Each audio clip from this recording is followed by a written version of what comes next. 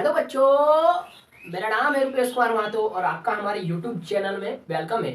तो जैसा कि आपने हमारे पिछले वीडियोस को देखा है जिसमें हम लोगों ने क्या पढ़ा था, क्लास 10th का केमिस्ट्री का 5वां चैप्टर हमने क्रिस्टल क्लियर कर लिया था। और आज मैं क्लास 10th का मैथमेटिक्स में एक्सरसाइज 1.1 आपको बताने वाला हूँ, मतलब चैप्टर 1, जिसका नाम क्या है बच्चों? जिसका नाम है आपका वास्तविक संख्याएं। क्या नाम है बच्चों? वास्तविक संख्याएं, रियल नंबर्स। ठीक है बच्चों, रियल नंबर्स।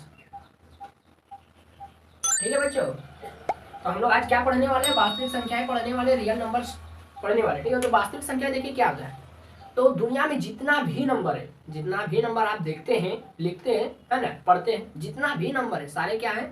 वास्तविक संख्या है, रियल नंबर से। ठीक है, केवल इन संख्याओं को छोड़कर देखिए, जैसे कोई भी नंबर, जैसे 5, 6, 4 पॉइंट में भी जो भी है सब रियल नंबर है, केवल इसको छोड़कर। रूट के अंदर में यदि माइनस का कोई ले गया, जैसे -2 हो गया, रूट के अंदर में -5 हो गया, रूट के अंदर में माइनस कुछ भी हो गया, ठीक है, कुछ भी बिल हो गया, तो वो सब रियल नंबर नहीं होता। ठीक है बच्चों, वो सब क्या होता है? कॉम्प्लेक्स नंबर होता है, जो आप क्लास 11 में पढ़ेंगे। ठीक है, तो ये क्या होता है? जितना भी ब्रह्मांड में जितना भी नंबर है सारा रियल नंबर होता है, केवल जिसके अंदर में रूट के अंदर में माइनस वैल्यू रहेगा तो वो खाली रियल नंबर नहीं रहता है, वो कॉम्प्लेक्स नंबर रहता है। ठीक है, जो आप क्लास 11 में पढ़ेंगे। ठीक है बच्चों, इतना समझ में आ गया? तो देखिए, अब पूर्णांक क्या होता है, जो आपका यहाँ पर क्वेश्चन पूछा गया है। पूर्णांक क्या होता है? पूर्णांक मतलब इंटीजर। क्या होता है? पूर्णांक मतलब होता है इंटीजर। पूर्णांक में क्या क्या वैल्यू हो सकता है? नेगेटिव वैल्यू हो सकता है, कोई भी नेगेटिव वैल्यू हो सकता है, जीरो भी हो सकता है, कोई भी पॉजिटिव वैल्यू हो सकता है। ठीक है, गोटा गोटी नंबर होना चाहिए, मतलब पॉइंट में नहीं होना चाहिए। ठीक है, तो उसको हम लोग पूर्णांक बोलेंगे। ठीक है, बटा में भी नहीं होना चाहिए। ठीक है, तो ये हो गया पूर्णांक के बारे में। आप जानिए पॉजिटिव इंटीजर, धनात्मक पूर्णांक, जितना भी जीरो के इधर रहता है वो सारा क्या होता है? जीरो के इधर जितना रहता है वो पॉजिटिव इंटीजर होता है, यानी धनात्मक पूर्णांक। इधर जीरो के इधर जितना रहता है वो सारा नेगेटिव पूर्णांक होता है। ठीक है, नेगेटिव इंटीजर। चलिए अब हम लोग देखते हैं,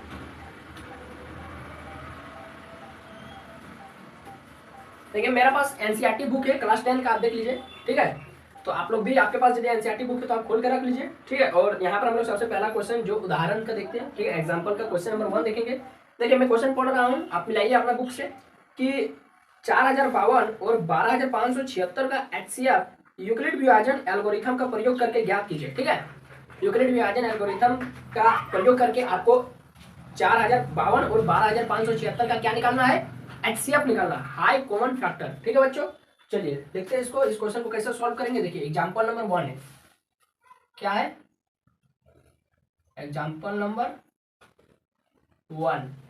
ठीक है, आपका एनसीईआरटी बुक का है। तो देखिए 4052 को हम लोग 4052 से डिवाइड करेंगे 12576 को। ठीक है, आपको दिख रहा है? ये सब दिख रहा है? चलिए हम लोग सॉल्व करते हैं इसको, बुक कर देते इधर। ठीक है, सॉल्व करते हैं। देखिए किस तरह से इसको डिवाइड करना है, और यूक्लिड विभाजन एल्गोरिथम का प्रयोग करके, ये यूक्लिड विभाजन एल्गोरिथम का प्रयोग करके हम लोग लिखेंगे। ठीक, तो जब आप इसका सॉल्यूशन करेंगे ना तो आपको ये नहीं लिखना है, मतलब ये जो डिवाइड हम लोग करेंगे इसको नहीं लिखना है, इसको आपको केवल रफ में बनाना है। ठीक है, तो देखिए 4052 को किस तरह से हम लोग डिवाइड करेंगे, तो इसको क्या करते हैं, 3 से दे देते हैं। तो 3 में 6 हो जाएगा, 5 में 10 की रत में 1 हो जाएगा, 1 4 से 12 हो जाएगा, 12106। 0 हो जाएगा, 7 में 0 हो जाएगा तो 7, 5 में 4, ये कट गया। ठीक है, अब 470 से डिवाइड करना है 4052 को। ठीक है बच्चों, मतलब जो यहाँ पर बचेगा फिर उसी को हमको डिवाइड कर देना है। ठीक है, तो ये कितना से जाएगा? ये 9 से जाएगा। ठीक है, तो 0 हो गया, 7 नम 63 का 3 हाथ में 6, 4 7 28, 4 नम 36, 36 और 6, 36 और 6 हो गया 4 नम 36, नहीं रुकिए ज़्यादा हो जा रहा है, ये हो गया 0, 7 नम 63 का 3 हाथ में 6, 4 नम 36, 37 38 39, 40 41 42, ज़्यादा हो जा रहा है ना। तो इसको थोड़ा चेक कर लीजिए कि हम लोग सही किए क्या है। 3 से 3 में 6, 5 तिया 15 यहाँ पर होना चाहिए। ठीक है, 5 तिया 15 का 5 में 1, ठीक है, और 4 तिया 12। ठीक है, तो 6, 5 में 7 में 5 जाए तो यहाँ 2 होगा, 420। अब ठीक है, देखिए 0 हो गया, 2 में 18 का 8 होगा, अंत में 1, 4 में 36 और 1 37 हो गया। फिर इसको डिवाइड कीजिए, 2 हो गया, 15 में 8 7 15, फिर 9 में 7 2 9, फिर इसको 272 को 420 से भागा कीजिए, जो बचेगा उसी से भागा करना। ठीक है बच्चों, समझिए। फिर इसको कितना से जाएगा? 1 से जाएगा ये। ठीक है, 2 से ज़्यादा हो जाएगा, तो 2 से 72, 10 में 2 8, 11 में 7 4 11, फिर यहाँ 3 में 2 1, फिर इसको 272 से 272 को भागा करना एक बार में 148। इतना आपको करना नहीं है, खाली रफ में आपको बनाना है, ठीक है। केवल सिखा दे रहा किस तरह से प्रोसेस होता है।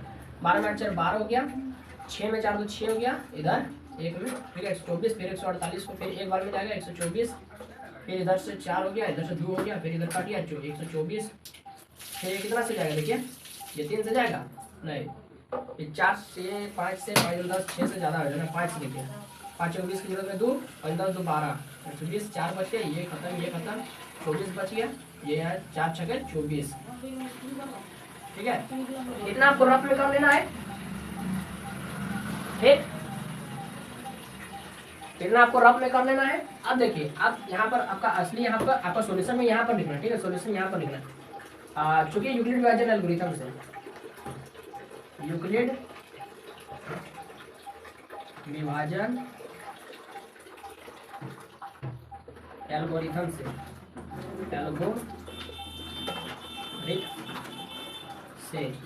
आप यूक्लिड विभाजन एल्गोरिथम देखिए, यूक्लिड विभाजन एल्गोरिथम क्या होता है। यूक्लिड विभाजन एल्गोरिथम एक फॉर्मूला देता है, क्या फॉर्मूला देता है, भाज्य बराबर भाजक गुना भागफल प्लस शेषफल, ये फॉर्मूला देता है यूक्लिड विभाजन एल्गोरिथम, ठीक है बच्चों। इस फॉर्मूला को आपको याद रखना है, जो कहाँ से आपको मिलता है, यूक्लिड विभाजन एल्गोरिथम से मिलता है, जहाँ पर एक फॉर्मूला दिया जाता है भाज्य बराबर भाजक गुना भागफल प्लस शेषफल। तो यहाँ पर भाज्य देखिए क्या है, ये जो है ना जिसको आप भागा दिए वो भाज्य होता है, जिससे आप भागा दिए वो भाजक होता है, और जो यहाँ पर जो भागा देने पर जो आपका यहाँ पर जो जिससे कट गया वो भागफल होता है, और जो बच गया वो शेषफल होता है, ठीक है बच्चों। तो यहाँ पर 12,560 हो गया आपका भाज्य, फिर 4,052 हो गया आपका भाजक, जिससे आप भाग दिए, भागफल आपका 3 आया और शेषफल आपका 420 आया। इस तरह से सबको लिखना है, ठीक है बच्चों। क्या हो गया, फिर 4,052 आपका हो गया, फिर 4,052 आपका भाज्य हो गया, फिर 420 आपका भाजक हो गया, फिर यहाँ से 9 आपका भागफल हो गया, फिर 272 आपका शेषफल हो गया, फिर 420 भाज्य हो गया, 272 आपका भाजक हो गया, एक आपका भागफल और 148 आपका शेषफल, ठीक है बच्चों, ठीक है। फिर 272 आपका भाज्य हो गया, 148 से आप भागा दिए तो वो आपका भाजक हो गया, एक आपका शेषफल बचा, सॉरी भागफल, और 124 आपका शेषफल बचा, ठीक है। फिर 148 को आप भागा दिए थे, 124 से भागा दिए थे, आपका एक भागफल निकला था, 24 आपका शेषफल निकला था।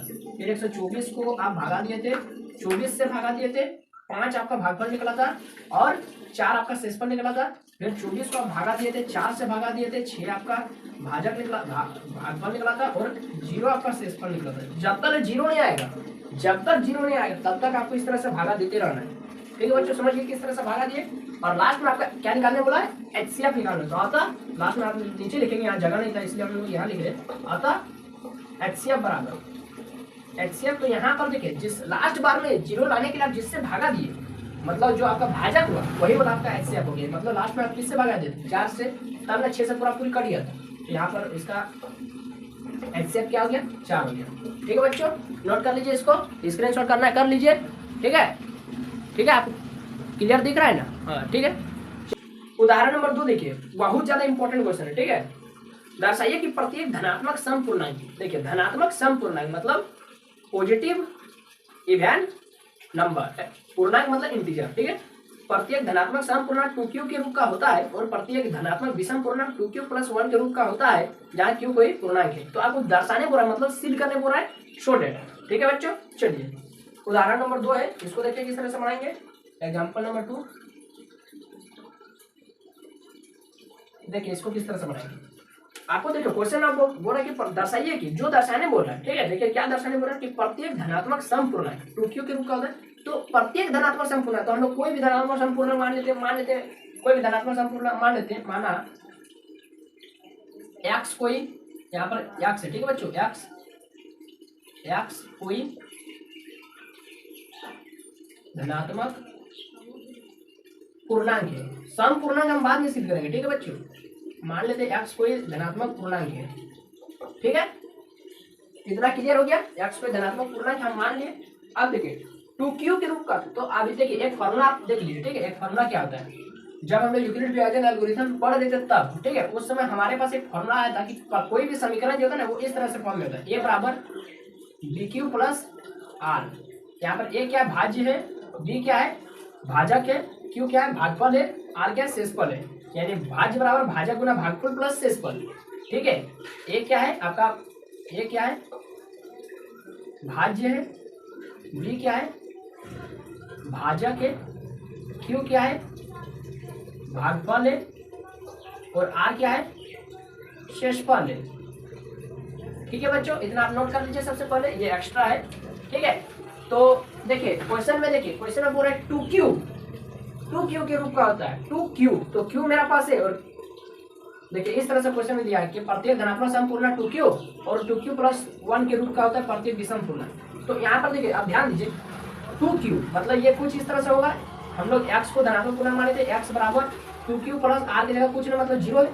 तो यहाँ पर देखिए a बराबर a की जगह में हम x मान लिए, a बराबर bq, तो यहाँ पर b की जगह में क्या है, b की जगह में 2 है।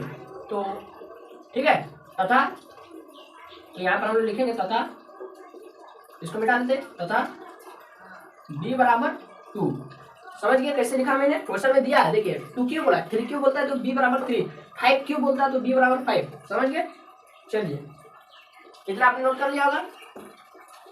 ठीक है बच्चों, तो तथा b बराबर 2 है। ठीक है, तो देखिए अब क्या होगा, हम लोग यूक्लिड विभाजन एल्गोरिथम से क्या जानते हैं, हम लोग जानते हैं यूक्लिड विभाजन एल्गोरिथम से, हम लोग जानते हैं यूक्लिड विभाजन एल्गोरिथम से, हम लोग यूक्लिड विभाजन एल्गोरिथम से क्या जानते हैं बच्चों, हम लोग जानते हैं कि a बराबर बी क्यू प्लस आर होता है क्या नहीं, जहां पर, इसको भी नोट कर लीजिए। ठीक है, जहां पर जो ये होता है ना, आर जो होता है ना वो 0 से बड़ा और ग्रेटर देन हो सकता है। ठीक है, मतलब 0 से बड़ा और इक्वल टू हो सकता है, और क्या 1 से, ठीक है, और 2 से, जो यहाँ पर b बराबर 2 है तो यहाँ पर 2 लिखेंगे। ठीक है, और 2 से मतलब b, यहाँ पर फॉर्मूला में होता है b। ठीक है, यहाँ पर फॉर्मूला में b होता है। ठीक है, b से छोटा होगा, बराबर नहीं, b से छोटा होगा, 0 से बड़ा और बराबर हो सकता है लेकिन b से हमेशा छोटा होगा, r का वैल्यू मतलब शेषफल। ठीक है, तो इसलिए यहाँ पर इस फॉर्मूला को किस फॉर्म में लिखा गया है, x बराबर, हम लोग वही धनात्मक पूर्णांक क्या मान लिए, a के जगह में x और b के जगह में हम लोग क्या लिखा है यहाँ पर 2q, r के जगह में कुछ नहीं मतलब हम लोग अभी 0 मान लेते हैं। ठीक है, ठीक है, इस तरह से आ गया x बराबर 2q। ठीक है, अब देखिए, अब क्या बोला है, x को धनात्मक पूर्णांक, और आपको सिद्ध करने क्या बोला है 2q प्रत्येक धनात्मक पूर्णांक, प्रत्येक धनात्मक सम पूर्णांक, ध्यान दीजिए सम पूर्णांक 2q, और प्रत्येक धनात्मक विषम पूर्णांक, विषम, उस पर ध्यान दीजिए 2q प्लस 1। तो हम लोग x का वैल्यू यहाँ पर, सॉरी x का वैल्यू बोल रहे हैं, यहाँ पर हम लोग क्या, यहाँ पर हम लोग 2q है ना, 2q प्लस r के रूप में होता है, तो प्लस r, ठीक है, प्लस r आप भी फॉर्मूला, तो हम लोग यहाँ पर r की जगह में देखिए 0 से बड़ा है और b से छोटा है, तो b का वैल्यू क्या है 2 है। ठीक है, तो हम लोग एक बार r की जगह में 0 लेंगे, एक बार r की जगह में 1 लेंगे, 2 नहीं ले सकते, क्यों, जहां पर 0 से बड़ा है r और 2 से छोटा है। 2 से छोटा मतलब क्या, 2 से कम, 2 से कम मतलब क्या, 0 से लेकर 1 तक ही ले सकते हैं। तो अब हम लोग पुट करेंगे एक बार r, जब r बराबर 0 पुट करेंगे तब यहाँ पर x बराबर देखिए क्या आता है 2q प्लस 0 बराबर 2q। तो बोलिए ये 2q जो आया है, अगर q के जगह में हम लोग 1 पुट करेंगे, 2 के जगह में 3 पुट कर देंगे, 2 के जगह में 2 पुट करेंगे, 2 के जगह में 4 पुट करेंगे, तो टकरा मतलब गुना होकर फिर क्या निकलेगा, सम पूर्णांक निकलेगा। सम 2 गुना 1 2, सम 2 गुना 2 सम है 4, 2 गुना 3 6 सम है, मतलब ये क्या है, ये जो है ना ये आपका सम आएगा। और r बराबर जब 1 पुट करेंगे x बराबर क्या हो जाएगा 2q प्लस 1। ये क्या है, ये क्या है, जैसे यहाँ पर मान लेते 2 आया था तो 2 प्लस 1 3, 3 क्या है सम ना विषम, विषम, यहाँ 4 आया था और प्लस 1 5, तो 4 और 1 5, 5 क्या है सम है ना विषम, विषम, तो 7 मतलब जो सम है उसमें 1 जोड़ देना है तो आपने क्या हो जाएगा विषम बन जाएगा। तो यहाँ पर x बराबर ये हो गया, तो ये आपका हमेशा क्या निकलेगा विषम निकलेगा, विषम धनात्मक पूर्णांक। तो अतः अब हम लोग आंसर को लिख रहे, अतः प्रत्येक जो अतः करके लिख रहा हूं ना, ये लैंग्वेज तो आपको हर क्वेश्चन में लिखना है, ठीक है। अतः प्रत्येक धनात्मक समपूर्णांक, अतः प्रत्येक धनात्मक समपूर्णांक 2q तथा प्रत्येक धनात्मक विषम पूर्णांक 2q + 1 के रूप का होता है। बस हो गया आंसर। इतना आपको एग्जाम में लिखना है, ठीक है बच्चों, समझ में आ गया होगा। क्वेश्चन में आपको बोल रहा था कि आप सिद्ध करके दिखाइए कि प्रत्येक धनात्मक समपूर्णांक 2q और प्रत्येक धनात्मक विषम पूर्णांक 2q + 1 के रूप में होता है। कैसे होता है? तो हम लोग इस तरह से सिद्ध किए, जब r का वैल्यू 0 पुट करें तब देख रहे हैं कि सम आ रहा है, r का वैल्यू जब 1 पुट कर रहे तब देख रहे हैं विषम आ रहा है। तो इस तरह से हम लोग सिद्ध कर दिए। और ये फॉर्मूला हम कहाँ से लिखा? हमने यूक्लिड विभाजन एल्गोरिथम से हमने पढ़ा है कि भाज्य बराबर भाज्य गुना भागफल प्लस शेषफल होता है, ठीक है। तो जहाँ पर r बराबर क्या होता है, r जो है वो 0 से बड़ा और इक्वल टू हो सकता है, माने बराबर हो सकता है, और b से हमेशा छोटा होगा। तो b क्या आता है? bq यानी भाज्य होता है, ठीक है। तो इस तरह से माना x पे धनात्मक पूर्णांक है, यहाँ पर x की जगह में a भी लिख सकते हैं, ये हम डायरेक्ट a भी लिख सकते थे यहाँ पर, ठीक है बच्चों। तो इस तरह से एग्जाम्पल नंबर 2, अगर इस तरह का कोई भी क्वेश्चन रहेगा तो मैं बता दूंगा कि ये एग्जाम्पल नंबर 2 के जैसा था, उसको आप खुद से बना लीजिए, देख के डिटो छाप देना इसी तरह खाली, ठीक है। डाटा चेंज कर देना, b के जगह में यदि 3 रहेगा तो 3 पुट करना है, 5 रहेगा तो 5 पुट करना है, ठीक है बच्चों। इतना समझ में आ गया, नोट कीजिए इसको, स्क्रीनशॉट लीजिए जो करना है। चलिए बच्चों, अब हम लोग एग्जाम्पल नंबर 2 देख लिए। अब हम लोग देखेंगे एग्जाम्पल नंबर 3। लेकिन मैं आपको बताना चाहूंगा कि एग्जाम्पल नंबर 3 को आप पढ़िए, दर्शाइए कि एक धनात्मक विषम पूर्णांक, सम का बात नहीं हो रहा है, मतलब अभी हम लोग जिस तरह सॉल्व किया है ना उसी तरह सॉल्व करते जाना, लिखना है कि ये सम है, ये विषम है, ये सम है, ये विषम है। और जो विषम विषम आएगा उसमें देखिए, और b के जगह में आप शुरू में क्या मानिएगा? 4 मानिएगा, ठीक है, क्योंकि यहाँ पर लिखा है 4q + 1, तो 4q मतलब b के जगह में क्या है? 4 है, तब ना bq होता है ना, ये बराबर bq + r, तो bq यहाँ के b के जगह में क्या है? 4 है, 4q, ठीक है। तो b के जगह में क्या लिखना है? 4 लिखना है, और 4 लिखकर r का वैल्यू आपको कहाँ तक लेना है? 3 तक लेना है, ठीक है। तो आप देखिएगा कि 4q सम आएगा, 4q + 1 विषम आएगा, 4q + 2 सम आएगा, 4q + 3 विषम आएगा। तो 4q + 1 और 4q + 3 ये आपका क्या आया? विषम आया। तो उसको क्या लिखना नीचे में? अतः 4q प्रत्येक धनात्मक विषम पूर्णांक नीचे में लिखना है 4q + 1 या 4q + 3 के रूप का होता है। बस इतना सिद्ध कर देना, ठीक है। तो ये मैं नहीं बताऊंगा, डिटो उसी तरह है, ठीक है। देखिए क्वेश्चन नंबर 4 देखिए, ये कह रहा है कि एक मिठाई विक्रेता, देखिए लैंग्वेज वाला क्वेश्चन है, एक मिठाई विक्रेता के पास 420 काजू की बर्फियां और 130 बादाम की बर्फियां है, ठीक है। 420 और 130 वह इनकी ऐसे ढेरियां बनाना चाहता है, ठीक है, कि प्रत्येक ढेरी में बर्फियों की संख्या समान रहे तथा ये ढेरियां बर्फी की परात में न्यूनतम स्थान घेरे। न्यूनतम स्थान घेरना है और ज्यादा से ज्यादा हम बर्फी कैसे रखेंगे, इस काम के लिए प्रत्येक ढेरी में कितनी बर्फियां रखी जा सकती है? ज्यादा से ज्यादा बर्फी, ज्यादा से ज्यादा हाई कॉमन फैक्टर। समझ में आ गया कैसे हुआ? हाई कॉमन फैक्टर HCF निकालना है। तो HCF हम लोग कैसे निकालेंगे? इस चैप्टर में तो सारा खेल यूक्लिड विभाजन एल्गोरिथम से ही करना है हमको। तो ये एग्जांपल नंबर 4 है, ठीक है। तो देखिए यूक्लिड विभाजन एल्गोरिथम में सीधा सीधा हम लोग क्या करते हैं? भागा देते हैं। किसको भागा देते हैं? जो ज्यादा वैल्यू रहता है उसको कम से भागा देते हैं। मतलब यहाँ पर ज्यादा वैल्यू क्या है? 430 है, कम क्या है? 400 कितना है देख लेते हैं, 420 से और 130 से भागा दे देना। मतलब जो ज्यादा रहेगा उसको भागा देना है, जो कम रहेगा उससे भागा देना है।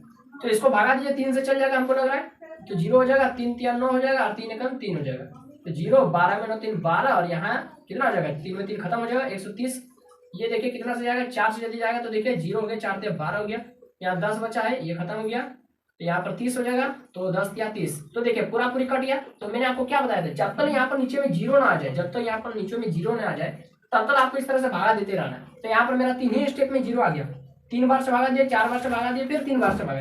ये आपको रफ में बनाना, अपना एग्जाम में कॉपी का सबसे लास्ट में जो रफ पेज रहता है उसमें बनाना। और आपको सोल्यूशन में यहाँ पर क्या लिखना है? आपको सोल्यूशन में यहाँ पर यहाँ से स्टार्ट करना है। देखिए लिखना है, चूंकि यूक्लिड विभाजन एल्गोरिथम से, यूक्लिड विभाजन एल्गोरिथम से हम लोग क्या जानते हैं? हम लोग जानते हैं कि भाज्य बराबर भाजक गुना भागफल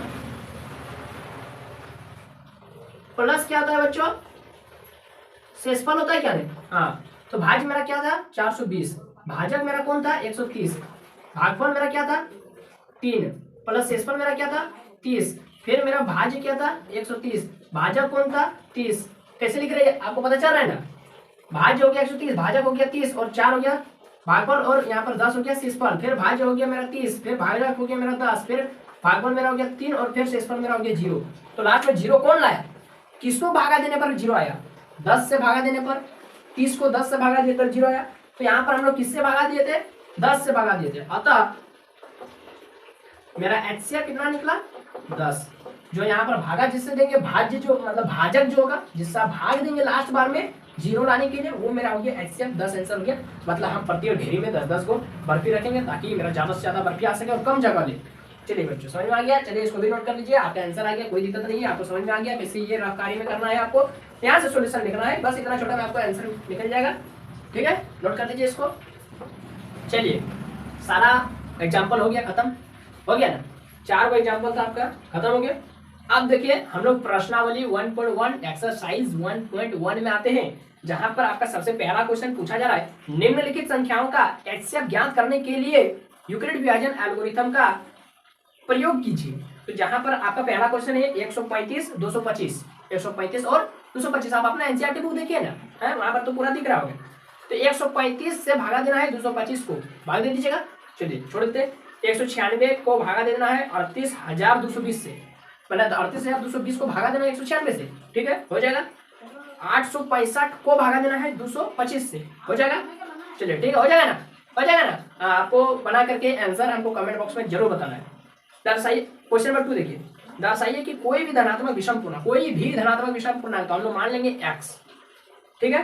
तो 6 वो क्या होता है 6 + 1 क्यूब क्या होता है, या 6 + 3 या 6 + 5 के रूप का होता है, जहां पर क्यों कोई पूर्णांक है धनात्मक विषम पूर्णांक, सम नहीं विषम। तो पहला क्या आ जाएगा, b के जगह में क्या मानना है 6 मानना है, तब ना आएगा 6³ + r, ठीक है। तो जहां पर पहला क्या आएगा, जब r का वैल्यू आपको कहां तक लेना है 5 तक लेना है, क्या के साथ b का वैल्यू कहां तक लिए 6 तक, और हमेशा r का वैल्यू 0 से बड़ा और इक्वल टू और b से छोटा होता है। तो b का वैल्यू आप 6 लिए तो r का वैल्यू कितना लेंगे 6 से कम, मतलब 5 तक लेंगे। तो r बराबर एक बार 0 रखेंगे तो सम आएगा 6³ आएगा, r का वैल्यू 1 रखेंगे तो विषम आएगा, r का वैल्यू 2 रखेंगे तो सम आएगा, r का वैल्यू 3 रखेंगे तो विषम आएगा, 4 रखेंगे तो सम आएगा, 5 रखेंगे तो विषम आएगा। तो जो विषम विषम आ रहा है ना उसको लिख देना नीचे में, अतः 6³ + 1 या 6³ + 3 या 6³ + 5 क्या होता है, क्या होता है, क्या होता है बोलिए, धनात्मक विषम पूर्णांक के रूप का होता है। चलिए ये भी हो जाएगा, बताने की जरूरत नहीं है, ठीक है। देखिए सब एक ही जैसा क्वेश्चन है, केवल आपको समझा देने का ही खेल है। देखिए प्रत्येक परेड में, मतलब किसी परेड में 616 को सदस्यों वाली एक सेना की टुकड़ी को 32 सदस्यों वाली एक आर्मी बैंड के पीछे मार्च करना है। 616 को आपको सदस्य, 616 को, तो 616 को सदस्य क्या, देखिए इस तरह से 616, ये एग्जांपल खत्म हो गया, एक्सरसाइज में हम लोग आ गए, एक्सरसाइज 1.1, ठीक है। ये क्वेश्चन नंबर हम लोग क्या पढ़ रहे हैं, क्वेश्चन नंबर 3 पढ़ रहे हैं, ठीक है।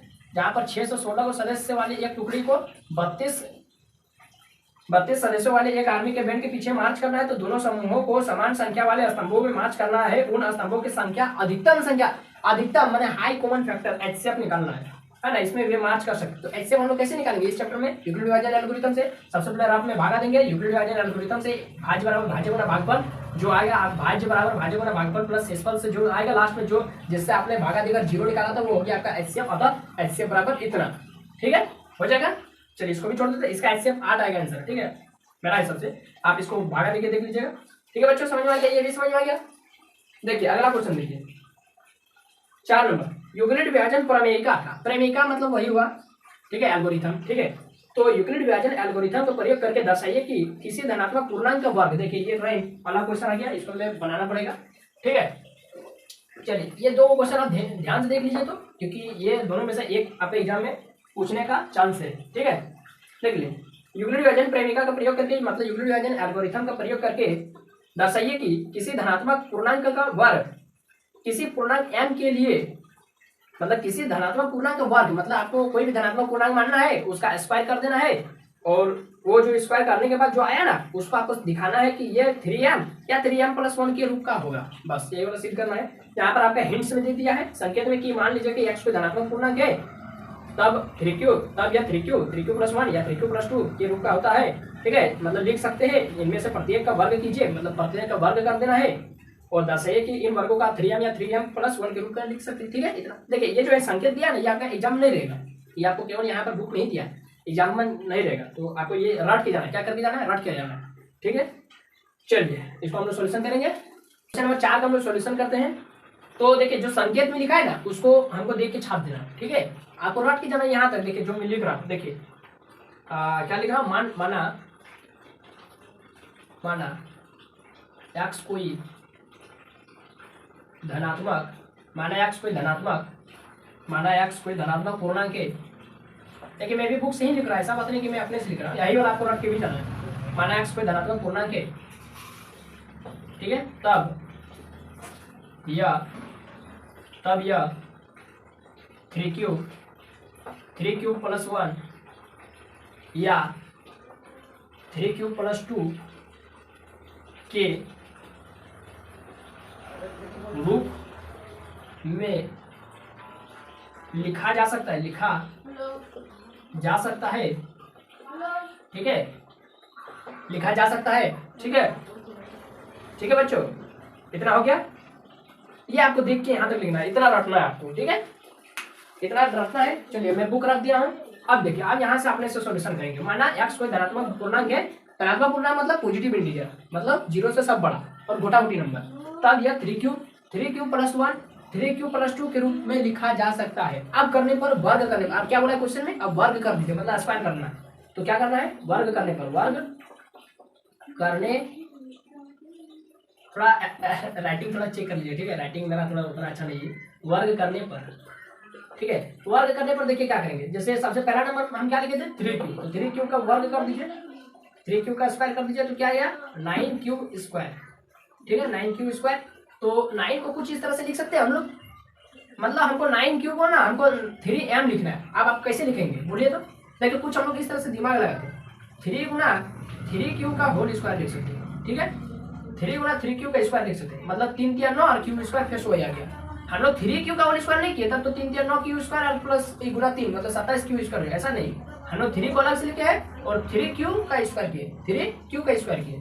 ठीक है, अब देखिए हम लोग क्या कर देंगे, इसको ये पूरा पूरी जो है ना, ये पूरा पूरी इसको हम लोग m मान लेंगे, मान लेते माना 3q का स्क्वायर को हम लोग m मान लिए। ठीक है बच्चों, मान लिए, कोई दिक्कत नहीं है, क्योंकि हम इसको पूरा पूरी m मान लिए तो मेरा 3m आ गया। अब देखिए फिर से दूसरा क्या है मेरा 3q+1 का स्क्वायर कर देते हैं, तो क्या आ जाएगा a + b का होल स्क्वायर। तो सब लोग जानते हैं, बच्चे को पता है a + b का होल स्क्वायर क्या हो गया, a² + b² + 2ab। ठीक है बच्चों, यहीं पर लिख देते, थोड़ी स्पेस कम है इसलिए। तो ये 9q का होल स्क्वायर हो गया, मतलब 9q का स्क्वायर हो गया प्लस 1 हो गया। अच्छा 1 को हम बाद में लिख देते हैं। ठीक है बच्चों, 3 × 6q हो गया प्लस 1 हो गया। ठीक है, अब देखिए अब हमको इसको लिखना क्या है, देखिए हमको लिखना ये वाला 3m+1 लिखना। अब 3m+1 आप कैसे लिखेंगे बोलिए, कुछ दिमाग लगाए कैसे हमको इसको ये लिखना है, कैसे लिखेंगे। देखिए इसको कुछ इस तरह से हम लोग लिख देते हैं। ठीक है, देखिए 3 हम लोग ना इन दो को से 3 को कॉमन ले लेते हैं, तो 3 को जैसे कॉमन लेते हैं तो 3q का स्क्वायर प्लस यहाँ से 3 कॉमन है तो 3 × 6q मतलब 2q और प्लस 1 अपना जगह में ही है। ठीक है, कोई दिक्कत नहीं। अब हम लोग क्या करते हैं, अब हम लोग 3 और ये जो पूरा पूरी है ना 3q² + 2q, इसको हम लोग m मान लेते हैं +1, तो 3m+1 देखिए आ गया।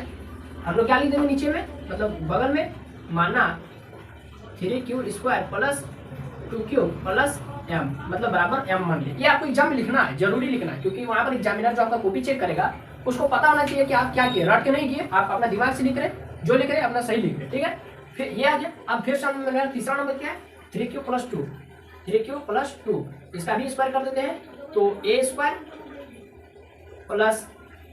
b² + 2, a की जगह 3q और b की जगह 2 तो देखिए इसको भी 3 का स्क्वायर 9q² प्लस, अच्छा हम 4 को बाद में लिखेंगे, ठीक है।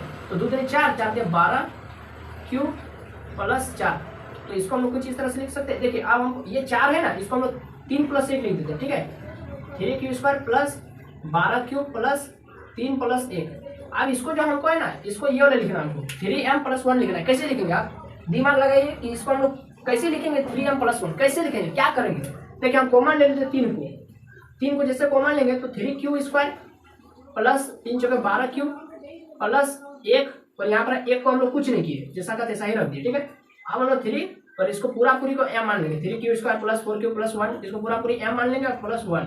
तो यहाँ पर माना हम लोग क्या लिखे, माना 3q² प्लस 4q प्लस 1 को हम लोग m मान लें, ठीक है। दिखाई नहीं दिया होगा लेकिन हम बोलते रहे कि यहाँ पर हम लोग लिखे क्या है, 3m + 1 लिखा और माना लिखे 3q² प्लस 4q, जो यहाँ पर आया था उसी को हम लोग प्लस 1 तक जो ब्रैकेट में है उसको m मान लिए, ठीक है बच्चों, समझ में आ गया।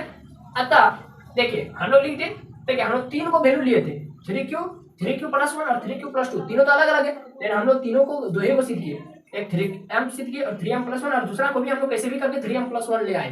यही वाला हमको सिद्ध करने बोला था कि आप कोई भी धनात्मक पूर्णांक मानिए जिसको हम लोग x मान लिए, और उसको आप 3q + 1 और 3q + 2 में हम लिख सकते हैं, लेकिन आप उसको सिद्ध करके दिखाएं कि आप 3m और 3m + 1 के रूप में कैसे लिखेंगे। तो इस तरह से बना करके दिखा दिए, अतः लिख दीजिए, या फिर यहाँ पर अतः लिखने की कोई जरूरत नहीं है, बस हो गया आंसर। बस यहाँ तक बनाना है, आपको एग्जाम में फुल मार्क्स मिलेंगे, कोई आपको 1 नंबर भी नहीं काटेगा। क्वेश्चन नंबर 5 जो आपका एक्सरसाइज 1.1 का, देखिए तो लास्ट क्वेश्चन है क्या, तो बुक निकाल के देखिए ना, बैठ के क्या कर रहे हैं, देखिए वीडियो को खाली नहीं देखिए, बुक को भी देखिए और कॉपी पेन लेकर बैठिए, ठीक है। देखिए यूक्लिड क्वेश्चन नंबर 5 को पढ़िए ध्यान से। देखिए बोल रहा है कि यूक्लिड विभाजन प्रेमिका मतलब यूक्लिड विभाजन एल्गोरिथम का प्रयोग करके दर्शाइए कि, फिर से सिद्ध करने बोला है, किसी धनात्मक पूर्णांक का घन, अब स्क्वायर नहीं बोला है, अब क्यूब बोला है, मतलब वर्ग नहीं बोला है, घन बोला है। घन क्या होगा, 9m + 1 और 9m + 8 के रूप का होता है। देखिए यहाँ पर विषम ने बोला, यहाँ पर प्रत्येक धनात्मक पूर्णांक मतलब सम पूर्णांक बोला, ठीक है, सम नहीं, 3m 9m + 1 भी है, ठीक है। तो देखिए यूक्लिड विभाजन प्रेमिका का प्रयोग करके दर्शाई कि किसी धनात्मक पूर्णांक का घन करने पर 3m या 9m या 9m + 1 या 9m + 8 के रूप का होता है, ठीक है। आप इसको सिद्ध करना है, देखिए कैसे सिद्ध करेंगे। जो लैंग्वेज था ना 4 नंबर में वही वाला लिखना है, उसी को सॉल्व करके हमको कैसे भी करके ये निकालना है। कैसे निकालेंगे थोड़ा चेक करते हैं, तो यदि बनाने सकेंगे तो 5 नंबर देखिए, थोड़ा कोऑपरेट कीजिएगा, बनाने सकेंगे क्या। देखिए माना, देखिए इसमें संकेत नहीं लिखा, बोले तो नहीं किसी में संकेत नहीं रहेगा, आप ऐसा ही क्वेश्चन आपको एग्जाम में देगा ही, ठीक है। हम लोग उसमें क्या लिखे थे याद कीजिए, मैंने आपको रटने बोला था। माना x कोई धनात्मक, देखिए मुझे याद है, आपको याद है, चेक कीजिए तो, पूर्णांक है तब या 3q + 1 या 3q + 2 के रूप में लिख या लिखा या लिख सकते के रूप में लिख सकते हैं। देखिए राइटिंग में नहीं जाएगा, राइटिंग बहुत खराब हो गया हम लोग का, ठीक है। माना x कोई धनात्मक पूर्णांक है तब यह 3q + 1 या 3q + 2 के रूप में लिख सकते हैं, ठीक है। इतना आपको उस क्वेश्चन में हिंट्स में दिया था 4 नंबर में, और 5 नंबर में हिंट्स नहीं दिया, अपने से लिखना है, इसीलिए मैं बोल रहा था कि आपको रटना है, ठीक है। अब देखिए हमको घन करने बोला है, तो घन करने पर घन क्या करेंगे, 3q का घन कर दीजिए, स्क्वायर क्या कर रहे, घन करना है यहाँ। आपको a + b का होल क्यूब याद है ना फॉर्मूला, है याद रखना पड़ेगा, ऐसा बात थोड़ी है। देखिए a + b का होल क्यूब मैं बाद में लिखा दूंगा, a + b का होल क्यूब का फॉर्मूला क्या होता है, ठीक है। तब तक आप गूगल में सर्च करके देखिए ठीक है। देखिए 3 का क्यूब 27 और क्यूब, अब इसको हमको कैसे भी करके 9m लिखना है, कैसे लिखेंगे मुझे तो 9m कैसे लिखेंगे, इसको हम लोग कुछ इस तरह से लिख सकते हैं, 3 × 9 का होल क्यूब, जहाँ पर हम 9 × m लिख सकते हैं, जहाँ पर हम लोग माना 3 को इस पूरा को हम लोग क्या मान लिए, m मान लिए, हो गया, ये वो आ गया कैसे भी करके। चलिए दूसरा देखते हैं, 3q + 1 का होल क्यूब, गूगल में सर्च किए क्या नहीं, ये वाला फॉर्मूला लो, कीजिए जल्दी कीजिए और हमको बताइए, मुझे भी याद नहीं है। देखिए 3q + 1 a + b का होल क्यूब, फॉर्मूला क्या होता है, फॉर्मूला होता है a³ + b³ + 3a² b + 3ab², check कीजिए यही वाला है क्या नहीं, ये वाला बी क्यू को वो बाद में लिखा होगा, देखिए यहाँ पर लिखा होगा a cube plus 3a² b plus 3ab square plus b cube लिखा, और एक फॉर्मूला आता है, ठीक है, यहाँ पर खाली 3ab को कॉमन लेके a प्लस बी का a प्लस बी लिखता है क्रिकेट में, ठीक है, तो उस वो लिखने की जरूरत नहीं। देखिए आई वाला फॉर्मूला में पुट कीजिए a क्यूब, तो 3q का होल क्यूब कितना होगा, मैंने 3q का होल क्यूब 27, तो डायरेक्ट लिख रहे, ठीक है, 27q का whole cube plus b cube 1 का क्यूब तो 1 ही होगा प्लस 3a² बी, इसको थोड़ा लिखना पड़ेगा, ऐसा मतलब 3a² b plus 3ab square a b square, ये क्या आएगा, देखिए 27 क्यू का होल क्यूब प्लस 1 को बाद में लिखेंगे, ठीक है, 3 का स्क्वायर 9 या 27 क्यू का स्क्वायर प्लस 3 या 9 क्यू प्लस 1 को बाद में लिखेंगे, ठीक है। अब इसको कैसे भी करके हमको 9m प्लस 1 लिखना है, कैसे लिखेंगे बोलिए, 9 को कॉमन ले लीजिए यहाँ से, 9 या 27 क्यू 9 या 27 क्यू स्क्वायर प्लस क्यू, 9 को तो कॉमन ले लिए प्लस 1, और इसको हम लोग क्या लिख देते हैं 9m पूरा लिख देते हैं प्लस 1, जहाँ पर हम लोग माना क्या लिखेंगे, कहाँ क्या लिखेंगे बच्चों बोलिए तो 3 क्यूब का cube plus 3q square plus Q को हम लोग m मान लें, देखिए आ गया। देखिए हम लोग घन कर रहे हैं इसका, और ला रहे आंसर ये, यही वाला आपको सिद्ध करने बोल रहा है। तीसरा नंबर मेरा क्या है 3q प्लस 2 का होल क्यूब करना है। आप देखिए इसमें बहुत ज्यादा मतलब आपको झंझट देखने को मिलेगा, लेकिन हम लोग सॉल्व करते चले जाएंगे। a प्लस बी का होल क्यूब क्या होगा, क्या होगा बोलिए, जहाँ पर 2 आया था वहां पर खाली 8 कर देना है, लेकिन इसको थोड़ा सा कुछ इस तरह से हम लोग सॉल्व करते हैं, a cube plus b cube plus 3a² b plus 3ab square, इसको सॉल्व करने पर क्या आया आंसर 27 क्यूब का होल क्यूब प्लस 8 को बाद में लिख देंगे, ठीक है, कोई दिक्कत नहीं है। 9 या 27 और 27 दूनी 54 क्यू स्क्वायर प्लस 3 या 9 और 4 9 ही 72 क्यू रुके 4 9 में 36 होगा ना, है गलत बता रहे हैं आप लोग, हमको गलत नहीं बताना है, 3 या 9 9 4 36, ठीक है, और क्या बाद में लिखने बोल रहे थे 8 को ना।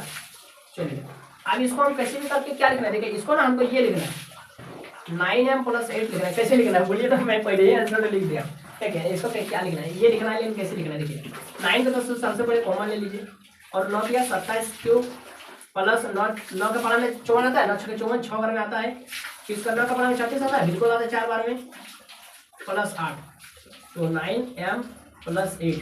अच्छा बोलिए तो यहाँ पर हम लोग किसको m माने हैं बोलिए तो, यहाँ पर m माने 3q स्क्वायर क्यू को plus 6q square plus 4q, इसको हम लोग m मान ले, ठीक है बच्चों, ठीक है।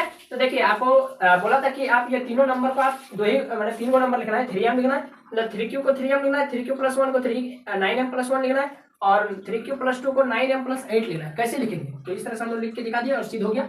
बस यही वाला आपको एग्जाम में इतना ही जाकर बनाना है, बस इतना बना देना जाकर के आपको फुल मार्क्स मिलेंगे, कोई एक नंबर भी आपसे नहीं काट सकता है, ठीक है।